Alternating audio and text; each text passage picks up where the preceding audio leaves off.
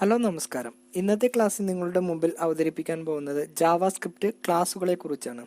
Programming language, അതായത് object oriented programming ലാംഗ്വേജിലെ വളരെ important ആയ ഒരു ഭാഗമാണ് ക്ലാസ്. ഓക്കെ, ഓരോ ക്ലാസ്സിൻ്റെ ഉള്ളിലും പ്രധാനമായിട്ടും വരുന്നത് ക്ലാസ് മെമ്പേഴ്സ്, അതേപോലെ തന്നെ മെത്തേഡ്, കൺസ്ട്രക്ടർ, ഇങ്ങനെയുള്ള പല കാര്യങ്ങളുമാണ് ഓരോ ക്ലാസ്സിൻ്റെ ഉള്ളിലും വരുന്നത്.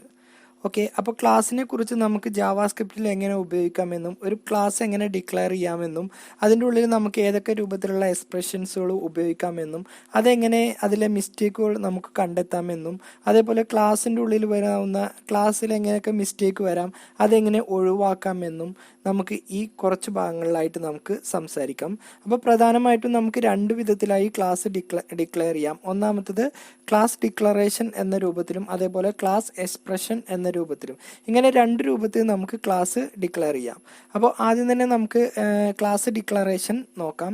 ക്ലാസ് ഡിക്ലറേഷൻ എന്ന് പറയുമ്പോൾ ഒരു ക്ലാസ് എന്നൊരു കീവേഡ് കൊടുത്തതിന് ശേഷം നമുക്ക് ഒരു പർട്ടിക്കുലർ പ്രത്യേക നെയിം, എന്താണോ ക്ലാസ്സിന് നമുക്ക് നെയിം വേണ്ടത് അത് ചേർത്ത് കൊടുക്കാം. അപ്പോൾ ഈ നെയിം കൊടുക്കുമ്പോൾ തന്നെ നമ്മൾ ചില കാര്യങ്ങൾ ശ്രദ്ധിക്കണം. ഒരു പ്രോഗ്രാമിംഗ് ലാംഗ്വേജിൽ അല്ലെങ്കിൽ ഒരു ജാവാസ്ക്രിപ്റ്റ് ലാംഗ്വേജിൽ വേരിയബിളുകൾക്കും മെത്തേഡുകൾക്കും അതേപോലെ തന്നെ ക്ലാസ്സുകളിലൊക്കെ പേര് ചേർത്ത് കൊടുക്കുമ്പോൾ കുറച്ച് നിയമങ്ങൾ ഫോളോ ചെയ്യേണ്ടതുണ്ട്. ഇതിനെ അടിസ്ഥാനമാക്കിയിട്ടുള്ള ഒരു പേരായിരിക്കണം നമുക്ക് ക്ലാസ്സുകൾക്ക് വരുത്തേണ്ടത്. പിന്നെ ക്ലാസ്സുകളുടെ പേര് എപ്പോഴും സ്റ്റാർട്ട് ചെയ്യുന്നത് അപ്പർ കേസ്, വലിയ അക്ഷരത്തിലായിരിക്കും. അത് ചെറിയ അക്ഷരത്തിൽ കൊടുത്താലും പ്രശ്നമില്ല. ഒരു സ്റ്റാൻഡേർഡ് പ്രോഗ്രാമിംഗ് ലാംഗ്വേജ് എഴുതുന്ന രൂപത്തിൽ എഴുതണം എന്നുണ്ടെങ്കിൽ നമ്മൾ ക്ലാസ്സിൻ്റെ വേരിയബിൾ നെയിം നമ്മൾ കൊടുക്കുമ്പോൾ, ക്ലാസ് നെയിം നമ്മൾ കൊടുക്കുമ്പോൾ അതിലെ ആദ്യത്തെ അക്ഷരം നമ്മൾ വലിയ അക്ഷരത്തിലായിട്ട് കൊടുക്കാൻ ശ്രദ്ധിക്കുക. മെത്തേഡുകളുടെ പേരാണ് കൊടുക്കുന്നതെങ്കിൽ ആദ്യത്തെ അക്ഷരം ചെറുതും ബാക്കിയുള്ളത് ആദ്യത്തെ അക്ഷരം ചെറുതായിട്ട് കൊടുക്കാനും നമ്മൾ പ്രത്യേകം ശ്രദ്ധിക്കുക. ഇതാണ് ഒരു സ്റ്റാൻഡേർഡ് പ്രോഗ്രാമിംഗ് റൈറ്റിംഗ്. ഓക്കെ, അപ്പോൾ ക്ലാസ് വെച്ചിട്ട് നമുക്കൊരു എക്സാമ്പിൾ ചെയ്ത് നോക്കാം. അപ്പോൾ സാധാരണ ചെയ്യുന്ന രൂപത്തിൽ തന്നെ നമ്മളിവിടെ വന്ന് വിഷ്വൽ സ്റ്റുഡിയോ കോഡ് ഓപ്പൺ ചെയ്യുക. ഇവിടെ ഞാൻ ചെറിയൊരു മാറ്റം വരുത്തുന്നുണ്ട്.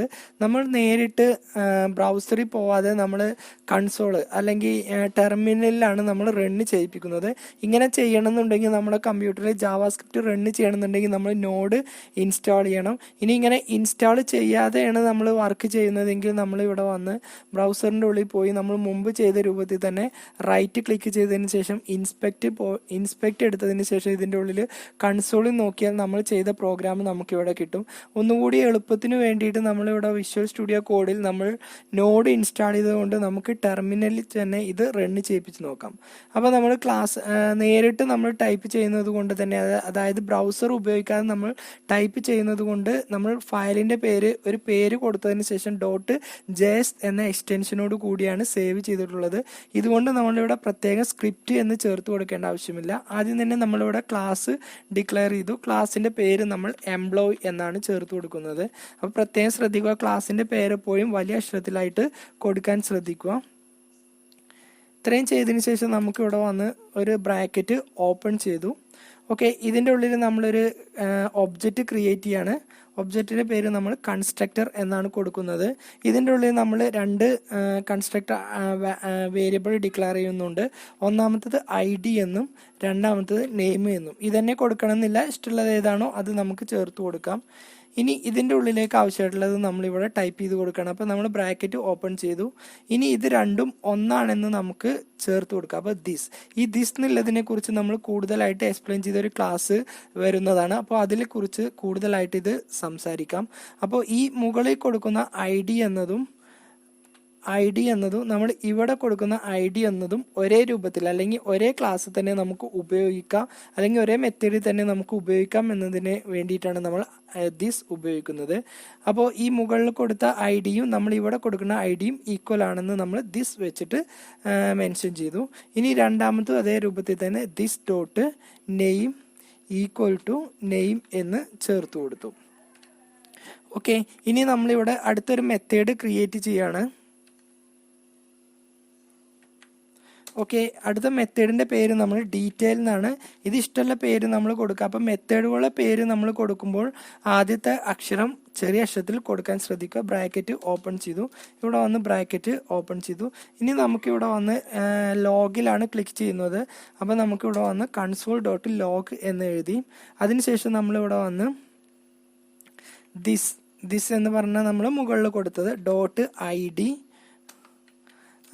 പ്ലസ് ഒരു സ്പേസ് വരാൻ വേണ്ടിയിട്ട് നമ്മളിവിടെ വന്ന് ഡബിൾ കൊട്ടേഷൻ ഇട്ട് അതിൻ്റെ ഉള്ളിൽ ഒരു സ്പേസ് ഇട്ട് കൊടുത്തു.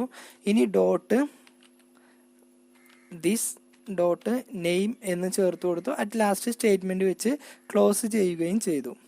ഓക്കെ, അപ്പോൾ നമ്മൾ ഒരു ക്ലാസിൻ്റെ ഉള്ളിൽ കൊടുക്കേണ്ടതെല്ലാം ഇവിടെ ഡിക്ലെയർ ചെയ്തു. ക്ലാസ് നെയിം എംപ്ലോയി, അതിൻ്റെ ഉള്ളിൽ ഒരു ഒബ്ജക്റ്റ് ക്രിയേറ്റ് ചെയ്തു. അതിൻ്റെ ഉള്ളിൽ 2 വേരിയബിൾ ഡിക്ലെയർ ചെയ്തു, ID അതേപോലെ നെയിം. ഇത് രണ്ടും ഈക്വൽ ആക്കി മാറ്റാൻ വേണ്ടി നമ്മളിവിടെ വന്ന് ദിസ് ഡിക്ലെയർ ചെയ്തു. ഇനി ഡീറ്റെയിൽ എന്നൊരു വേരിയബിൾ ഒരു മെത്തേഡ് ക്രിയേറ്റ് ചെയ്ത് അതിൻ്റെ ഉള്ളിൽ നമുക്ക് ഡിസ്പ്ലേ ചെയ്യേണ്ട ഫംഗ്ഷൻ അല്ലെങ്കിൽ അതായത് കൺസോൾ ഡോട്ട് ലോഗ് എന്നും ചേർത്ത് കൊടുത്തു. ഇത്രയും ചെയ്തതിന് ശേഷം നമുക്കിവിടെ വന്ന് ഇനി ക്ലാസ്സിലേക്ക് ആവശ്യമായിട്ടുള്ള കാര്യങ്ങൾ നമുക്കിവിടെ ചേർത്ത് കൊടുക്കാം.